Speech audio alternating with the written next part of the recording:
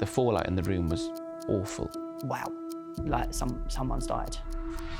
When the sirens stop, their work begins.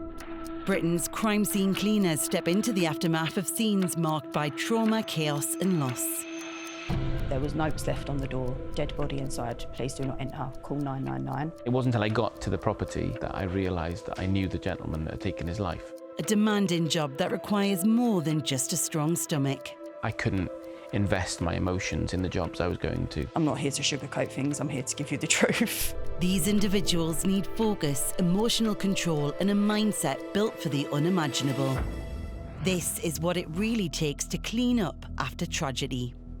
I've attended multiple scenes, hundreds and hundreds of scenes where people have died either violently or through accidents. Bodily fluids, unattended deaths, hoarders, mental health crisis cleaning. I had a gentleman in a flat that was a full decomposition, and that was quite bad. The first thing that hits you when you walk through the door is the smell, and if it isn't the smell, it's the flies and the maggots that come with it.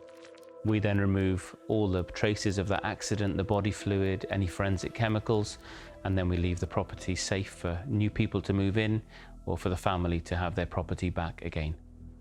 We got a phone call to go and deal with a property where somebody had passed away. I think they'd been there for at least 3, maybe 4, maybe 5 weeks or longer, because when we started to uncover the body, it was just kind of like brown leather wrapped around some bone.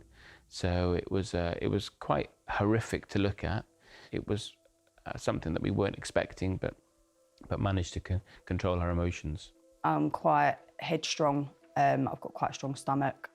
I'm not really fazed by anything, actually. The worse, the better for me. I walked into a clean one day, I had someone ring me and they said to me, I really need a really deep clean. It's really, really bad. Is there anything that you can do to help me? I said, I'll come and have a little look. I walked in and there was faeces everywhere. It was all up the walls, all over the floors. The smell that was coming from the property was horrendous. And yeah, I then realised that this job was quite extreme. I've always enjoyed a challenge. I really get bored very quickly, so I wanted something that would change day to day. I do relate to people quite well, and I'm not shy of taking a risk. Yeah, you do have to be a certain type of person to do this job. Crime scene cleaners come from all walks of life.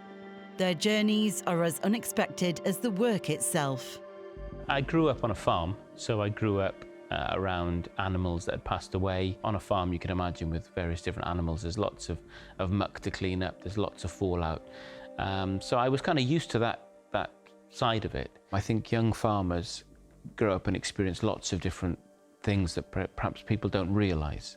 So I can remember as a child helping my dad to pull a newborn lamb that had died inside its mother and been dead for a few days. I remember the smell as we pulled it out. I remember having to use a shotgun to take an animal's life that was in absolute agony, because that was the right thing to do, so it wasn't in pain. Yeah, cuts for a gruesome grime, yes. There we go. We're good to go.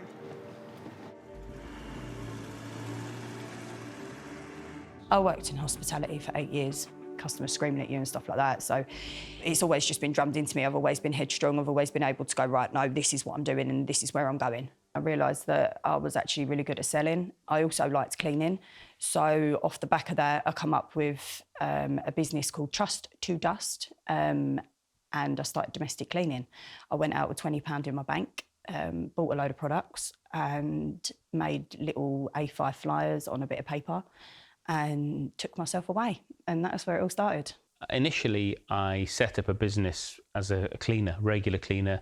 I started actually window cleaning, but realised that there was kind of niche opportunities, and the more the niche existed, the increase of the cost that we could charge. One of my customers who I cleaned the windows for, she asked me as a window cleaner whether I knew anybody who could clean a property that she had that was a real problem for her. And I realised that actually if I could solve all those problems, that we could charge more than window cleaning. I knew that there was more to cleaning than just domestic cleaning and just your day-to-day dusting, polishing, hoovering. The property was filthy. When we opened the door, the floor was moving with fleas, kind of back and forth. And I went into the bathroom and I wasn't expecting the bathtub to be completely full of feces or the toilet itself. It was a real kind of mess. I wanted to be involved in the nitty-gritty. I wanted to be involved in the deep depths of cleaning, and I wouldn't look back now.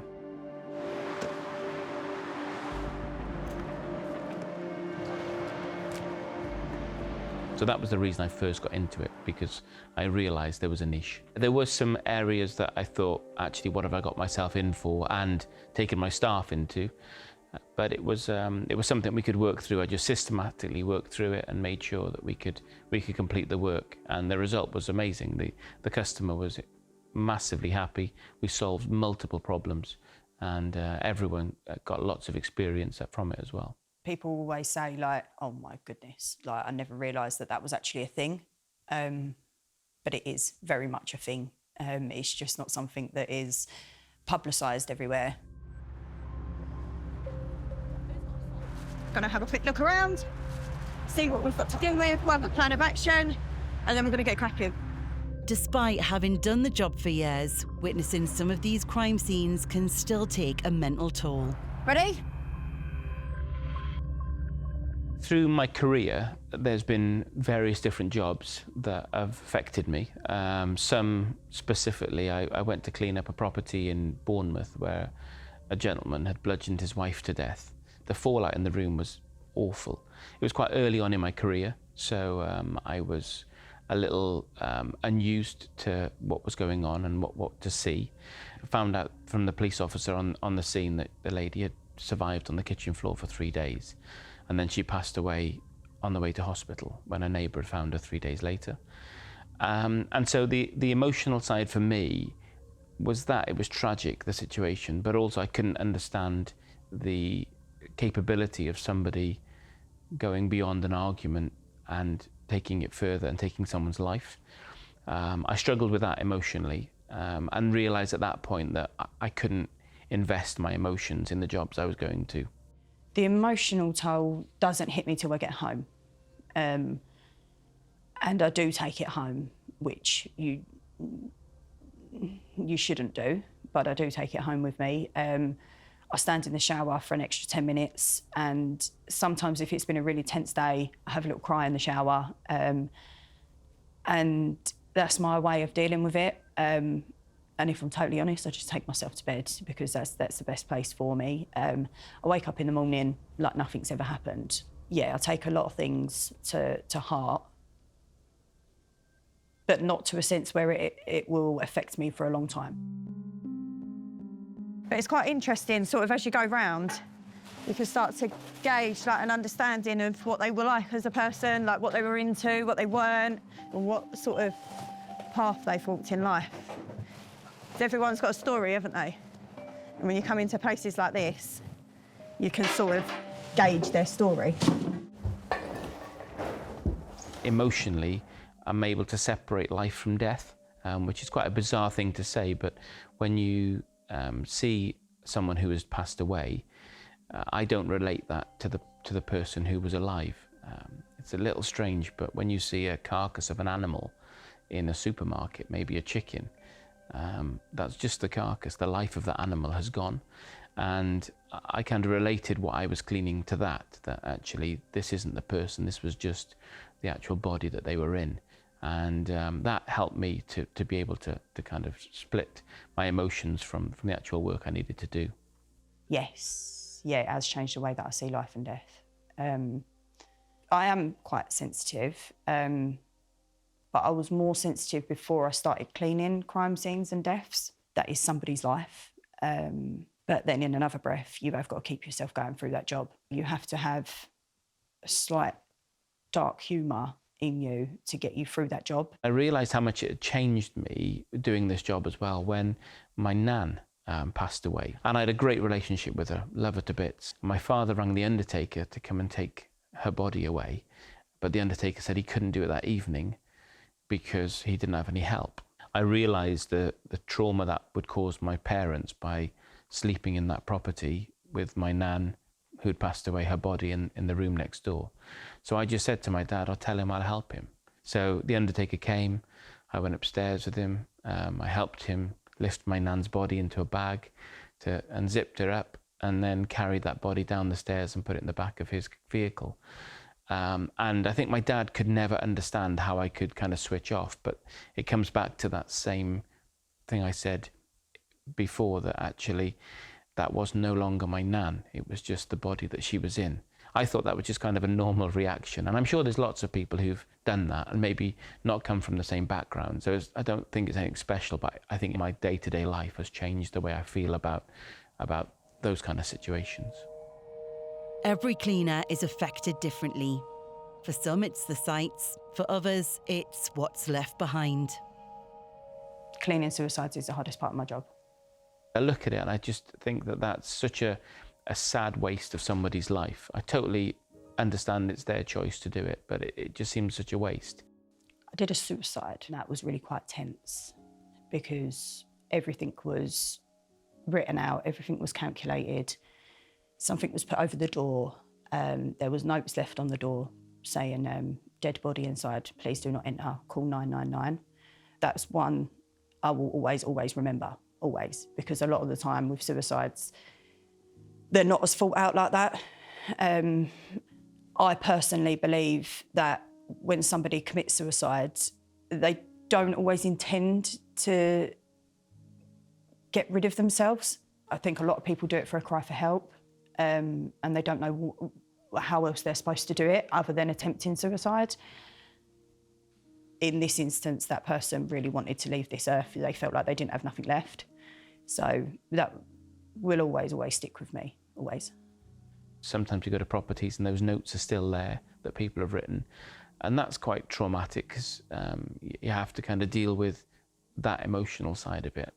I went about a year ago to clean up a situation where a gentleman took his own life, and unfortunately he decapitated himself. It was a real difficult mess to clean up, and it wasn't until I got to the property that I realised that I knew the gentleman that had taken his life, and that was a really kind of difficult, emotional moment in a sense.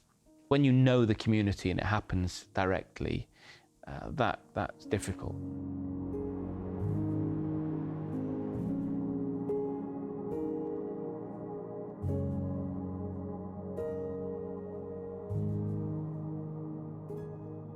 I've had people ring me. I had a man ring me once who was on the verge of suicide. He called me because he see that I do mental health cleaning, and they saw on my social media that I had mental health first aid training. He called me on a whim, basically. I spent a long time on the phone to this person, and by the end of it, I'd managed to talk him down, and he didn't want to commit suicide afterwards. And I said to him, you've got my number. Whenever you want to ring me, there is no cost at all.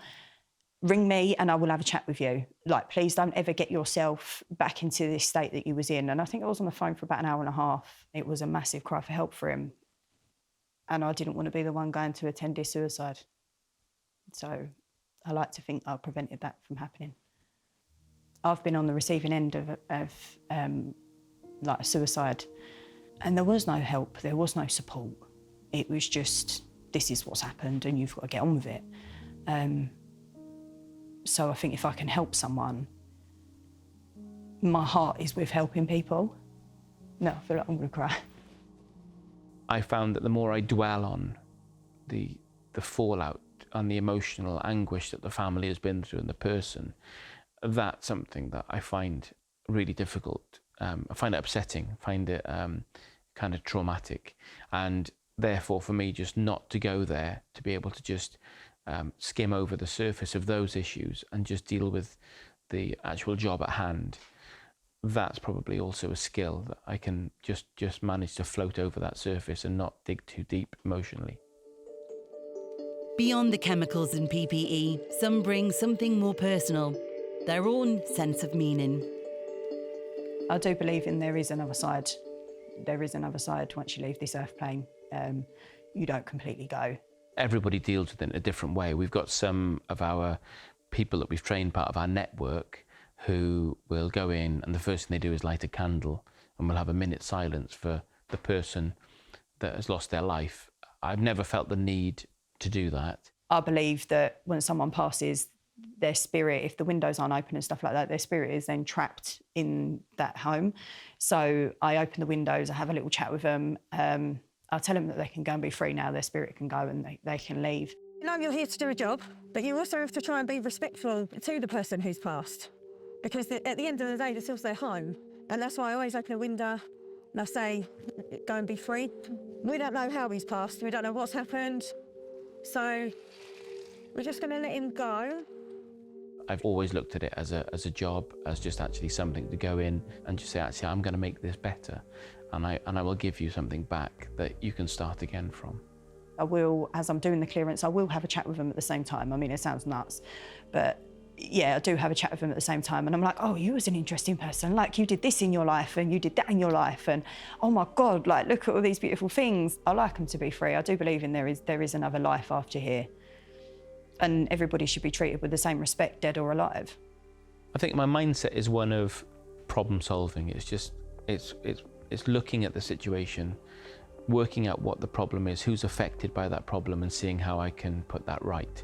And so if I can problem solve and restore the property and then give that property back to somebody, the vehicle or the house or wherever it's happened, and I've solved all of their problems with that property. I realise they've got emotional problems, but for me, that's a real key to what we do. I just have to view it like that. While no two cleaners are the same, many share something deeper, a quiet resilience, a focus on getting the job done, and an ability to keep going when others might turn away. To be a crime scene cleaner, you need to be headstrong. You need to have a strong stomach. You really need to have a strong stomach, and not be fazed by what's gonna be behind a closed door. And you've got to have a little bit of a dark sense of humour, if I'm totally honest. I mean, not many would admit that, but I'm not here to sugarcoat things. I'm here to give you the truth. If you want to be a crime scene cleaner, you need to be someone with a very strong disposition. You need to be able to cope with seeing traumatic situations. You need to be able to understand how to deal with people who are affected emotionally, family, friends. You've got to be mentally and physically prepared to go in and do what you're doing. I kind of see sportsmen and stuff listening to real heavy metal and stuff on their headphones to psych themselves up, but no, I've never needed it. I listen to S Club 7, Bring It All Back, before I go in. And that is my go-to song to get me up and in. Where we live is a beautiful part of the world. So just to be able to go down to the beach and have a walk on the beach, very often there's no one else on the beach here in West Wales, so that's quite a good place to gather your thoughts. I also really still enjoy farming, so to be able to go out to our fold of Highland cows and spend a bit of time with them kind of seems to reset my brain quite well. The way my life seems to always have gone is I'm going to throw you in at the deep end, you're either going to sink or swim. And people have always thrown me in at the deep end, so it's always been really tense from the get-go. So I think I've just, through my life, hardened up to get to the point where I think, do you know what, fuck it, just do it. There's little time to talk on the job, but what's unspoken matters. Trust, routine, and a team that knows how to support each other. We've got a hell of a lot of cleaning to do in there. If we can just crack down, crack on, get it done, get in, get out, and just try and smash it out, yeah.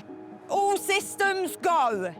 So when we get a call, if it is a trauma or something like that, everything is pretty normal on the way there. The music is going, we are singing, we are boosting ourselves up, we are getting ourselves prepared to get in there, but that's the way. I appreciate not everybody does things that way, but that is the way me and my team deal with things, because that's the easiest way for us to deal with it, because we know that we're not walking into your general clean. We have to prepare ourselves in a slightly different manner, but it works for us. Yeah, there's incredible camaraderie around it, and there's also a feeling of pride of being able to go to that situation. I think lots of the team are really proud of what they've done. On the job itself as well, it's a bit of a strange thing because you are head to toe in PPE. So your respirator, you can't really talk very much through it. You can't hear people talking through it. So while you're actually doing the job, There's not that much conversation. Sometimes if we can play music in the background, that really helps as a distraction. Before we start the job, we have a really good toolbox talk. We sit down and discuss it. We even sit down and discuss the emotional level of it, if anybody doesn't feel comfortable. I say that because we had a property where a gentleman had committed suicide, incredibly traumatic. We were made aware that he'd lost custody of his 2 children in a court case. So we had one guy who was working with us, and he said, I'd rather not go to this. There was personal circumstances that affected him, and totally get it. So beforehand, those conversations are really important. And then afterwards, the drive back, sometimes it's silent. We're driving back and it's difficult to know what to say. And other times, the conversation is just suddenly one of humour to try and combat the dark element of what's happened. As a team, we all support each other and work really, really well together. It's a big responsibility being the boss, because I do go on a lot of the jobs with them. I like being in the thick of it. I like getting involved. And one of the main reasons I go with them is to keep them and their spirits up, because if my spirits are up high, there's no reason why yours shouldn't be. We're all here doing exactly the same job, and we all just want to get home and get it done at the end of the day. So, yeah, I do feel a level of responsibility to keep everybody up in high spirits and make sure everyone's fed, everyone's watered, and making sure that everybody is all on the same page. For some, it's not enough to just do the job. It's about sharing what they've learned and building something bigger. I found real pleasure in training people. So passing on that knowledge, that experience. I really pride myself on building an academy to train people, building a business that protects people and restores property. So yeah, I think that's, for me, it's the professionalism of what we do that I'm really proud of. I don't just transform properties, I transform lives. If I go and clean a hoarder's house, that person's getting their life back, because there's no way that they can function in their life in the way that they're living. As long as I'm helping someone and I've helped them at the end of it, then I'm happy. My job's done, whether that means through cleaning, whether that means through talking. It takes a special type of person to do the job that we do.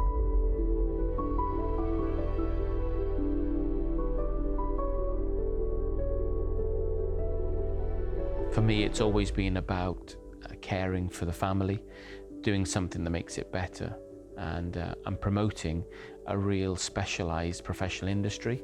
I'm one of those people that love solving problems, and I just see it's a huge problem. Crime scene cleaning was a problem for lots of people, and when we started it 30 years ago, there was very, very few people. It was nearly just the family that were being left to clean that up. So for us, and for me personally, it's that problem-solving element that I think really benefits me. I like to be able to make a difference in people's lives, and I want people to rest easy at night, knowing that they're not on their own and they're not by themselves, and you don't have to feel like you're on your own and that you're by yourself, because there are people out there that will help you. And that aren't going to judge you. Like, we're not here to judge you, we're here to help you. And that is it.